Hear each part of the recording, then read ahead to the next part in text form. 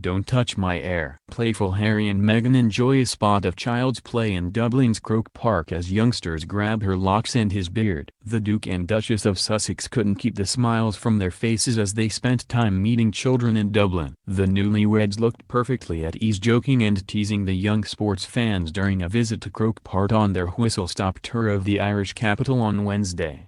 3-year-old Walter Cullen was snapped reaching for Meghan's hair while another young supporter tugged on Harry's beard, much to the prince's delight.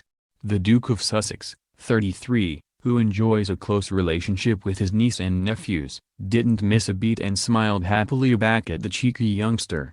Harry followed in his footsteps of his grandmother the Queen by making the symbolic visit to Croke Park. The stadium is steeped in history and witnessed one of the most infamous incidents of Ireland's War of Independence when British soldiers opened fire on a crowd of spectators in 1920, killing 14 people. Today the Duke and Duchess watched dozens of children playing Gaelic football and hurling. They walked hand in hand around the sprawling pitch as Gaelic Athletic Association representatives talked the couple through the rules of Gaelic games. They spoke to young children about their involvement in sport and what it meant to them playing at Croke Park. Earlier, Harry's mind was on another sport when he gave England a boost ahead of their crucial World Cup match, declaring football was coming home as he met Ireland's president.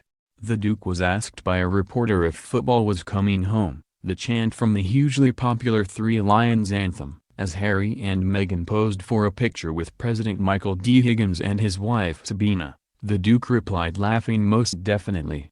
The Duke and Duchess met the president and his wife at the head of state's official residence Air, the former British Viceregal Lodge in Dublin's Phoenix Park. They rang a peace bell installed in the garden of the grand 18th-century house in 2008 to mark the 10th anniversary of Northern Ireland's Good Friday Peace Agreement and toured the grounds with the presidential couple and their two Bernese mountain dogs, Broad and Sayada.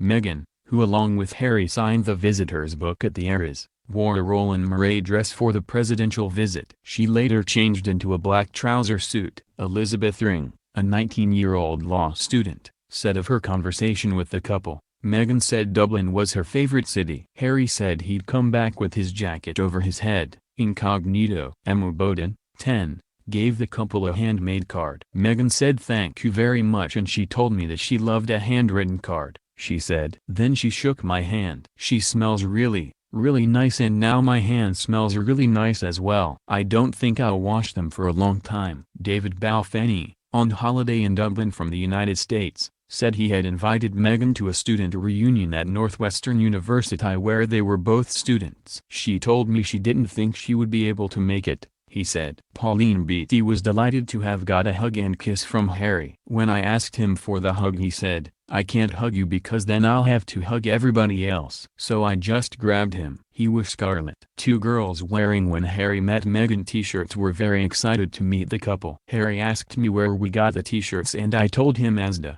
said Stephanie Jordan from Belfast. "He asked if they were really selling them there." The couple later stopped for a private lunch before continuing on the packed final day of their pre-Brexit charm offensive in Ireland, which comes less than a month after Prince Charles and the Duchess of Cornwall visited the country.